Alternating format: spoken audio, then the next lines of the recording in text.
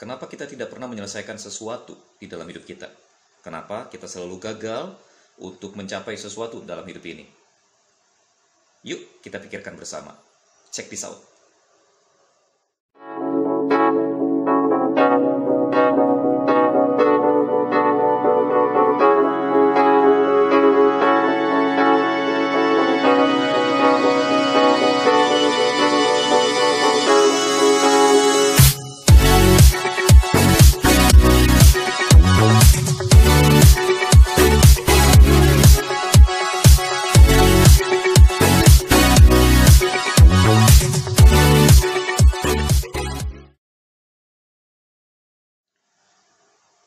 Teman-teman, saya adalah orang yang kenyang dengan kegagalan. Saya adalah orang yang seringkali memarahi diri sendiri karena saya merasa saya tidak pernah mencapai apapun dalam hidup ini. Memang ada pencapaian-pencapaian yang bisa saya dapatkan, tetapi ada lebih banyak hal yang tidak saya capai. Nah teman-teman, hal ini membuat saya berpikir, apa yang salah? Ketika saya merenungkan hal ini teman-teman, saya menemukan ada sedikitnya 3 alasan kenapa saya tidak pernah menyelesaikan sesuatu dalam hidup saya. Dan mungkin ketiga alasan ini adalah 3 alasan yang sama seperti yang teman-teman miliki. Alasan yang pertama kenapa kita tidak pernah menyelesaikan sesuatu dalam hidup ini adalah karena di dalam prosesnya ada hubungan pertanggungjawaban atau ada hubungan yang saling mengait dengan pihak lain. Maksudnya begini, ketika saya diminta untuk menyelesaikan sesuatu, mungkin saja untuk menyelesaikan sesuatu itu ada syarat dan ketentuan yang harus dipenuhi oleh pihak yang lainnya. Misalnya, saya diminta untuk menjadi redaksi sebuah majalah. Saya diminta untuk menyelesaikan majalah tersebut pada waktu yang ditentukan. Nah, saya sudah mengerjakan apa yang jadi bagian saya. Saya sudah meminta teman-teman saya untuk menulis artikel, untuk membuat gambar. Dan ketika semuanya siap, saya kemudian menghubungi pihak percetakan. Betapa terkejutnya saya ketika saya mendapati bahwa ternyata pihak percetakan mengatakan mereka belum dibayar. Nah teman-teman, jujur saya merasa kaget kenapa ini belum dibayar. Mengenai masalah pembayaran itu bukan tanggung jawab saya. Itu adalah tanggung jawab pihak yang meminta saya untuk membuat majalah ini. Sehingga kemudian ketika mereka tidak memenuhi kewajiban mereka terhadap pihak percetakan, saya merasa saya tidak mempunyai kewajiban untuk mengangkat materi majalah ini sampai ke siap cetak. Nah teman-teman,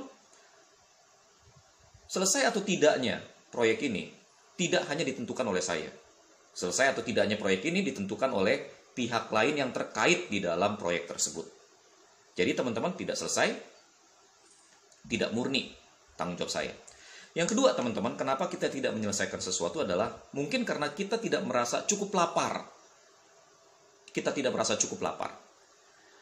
Karena kita merasa sudah kenyang, kita tidak lagi mengejar apa yang ingin kita capai itu.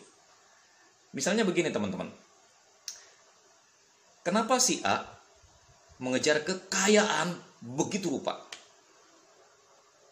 Mungkin karena dia dari latar belakang keluarga yang miskin, dia dibully sebagai orang miskin, dia mengerti betapa tidak enaknya hidup sebagai orang miskin. Sehingga kemudian teman-teman, dia lapar mengejar kekayaan. Ada orang-orang yang merasa bahwa harga dirinya begitu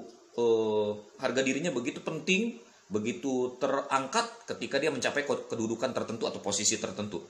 Jadi teman-teman, dia berusaha keras untuk mencapai posisi tertentu di dalam masyarakat atau di dalam dunia kerja. Ada rasa lapar di situ. Nah, kalau teman-teman kemudian tidak lagi merasa lapar tentang hal-hal itu, teman-teman tidak akan mengejar hal itu. Saya dibesarkan dari keluarga yang sangat-sangat sederhana. Oke, saya bersyukur punya orang tua yang baik, punya orang tua yang bertanggung jawab. Tetapi memang kenyataannya kami miskin. Nah, teman-teman, saya ngerti bahwa jadi orang miskin itu gak enak. Itu sebabnya saya berusaha keras untuk tidak jadi orang miskin. Tapi kemudian keinginan saya untuk menjadi kaya berbenturan dengan pemahaman spiritual saya mengenai uang. Sehingga kemudian saya tidak terlalu lapar untuk mengejar uang. Oke, ada asupan lain yang membuat saya kenyang. Ini sama seperti seorang anak yang mati-matian kita suruh makan, nggak mau makan. Kenapa nggak mau makan? Karena sebelumnya dia udah kenyang nyemil, dia udah kenyang makan snack. Dia tidak lagi merasa lapar sehingga dia merasa tidak perlu makan. Nah teman-teman, kenapa kita tidak mengejar? Kenapa kita tidak menyelesaikan? Mungkin karena kita tidak lagi merasa lapar. Yang ketiga, yang terakhir teman-teman, kita tidak mengejar atau kita tidak menyelesaikan apa yang harus kita selesaikan karena kita tidak melihat tujuan yang jelas di situ. Kita nggak melihat goalnya. Banyak orang berhenti di tengah jalan karena tidak melihat tujuan yang konkret, tujuan yang definitif yang harus dia kejar. Teman-teman, saya mendirikan Sosei Dojo, tempat berlatih karate. Pada awal pendirian Sosei Dojo, saya berpikir bahwa setiap siswa yang datang karena memang suka karate. Mereka datang karena mereka memang senang belajar bersama saya. Tapi kemudian saya melihat murid saya merotoli, pelan-pelan ada yang keluar begitu. Sampai kemudian istri saya mengingatkan, Jin, ini anak-anak remaja ini, anak-anak ini mungkin perlu diberitahu goal atau tujuan yang harus mereka kejar, yang harus mereka capai. Kalau mereka nggak punya goal, mereka nggak punya tujuan, nggak ada prestasi yang bisa mereka capai, mungkin mereka nggak ada semangat untuk terus latihan karate di tempat ini. Nah teman-teman, saya ingat ada benernya. Sampai kemudian saya mengumumkan kepada mereka bahwa dalam 4 bulan mereka harus naik level. Setiap 4 atau 6 bulan mereka harus naik level. Baru pada momen itu teman-teman, mereka bersemangat untuk latihan karate. Jadi di sini saya melihat penting sekali untuk memiliki tujuan dalam hidup ini. Kalau kita memiliki tujuan yang jelas, kita memiliki tujuan yang konkret, kita memiliki tujuan yang relevan dengan kebutuhan kita, maka kita akan mati-matian mengejar hal itu dan menyelesaikannya. Jadi kenapa kita nggak selesaikan? Banyak hal. Yang pertama mungkin karena syarat dan ketentuan tidak dipenuhi oleh pihak yang lain. Yang kedua, karena kita tidak cukup lapar akan hal itu. Miliki rasa lapar, teman-teman. Miliki rasa lapar. Lalu kemudian yang ketiga, karena kita tidak memiliki tujuan yang jelas, yang konkret. Kalau kita memiliki tujuan yang jelas, kita memiliki tujuan yang konkret, maka kita pastinya akan menyelesaikan apapun yang diserahkan kepada kita.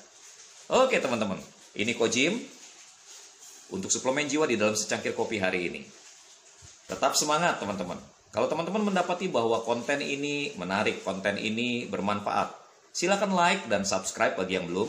Jangan lupa tekan tanda loncengnya supaya teman-teman tidak ketinggalan materi-materi lain dari saya. Oke, kalau teman-teman mendapati ini bermanfaat, jangan lupa share untuk memberkati orang lain. Stay healthy, stay safe, dan saya senang bisa melayani Anda. Teman-teman, kenapa kita tidak pernah menyelesaikan sesuatu di dalam hidup kita? Kenapa kita selalu gagal untuk mencapai sesuatu dalam hidup ini? Yuk, kita pikirkan bersama. Check this out.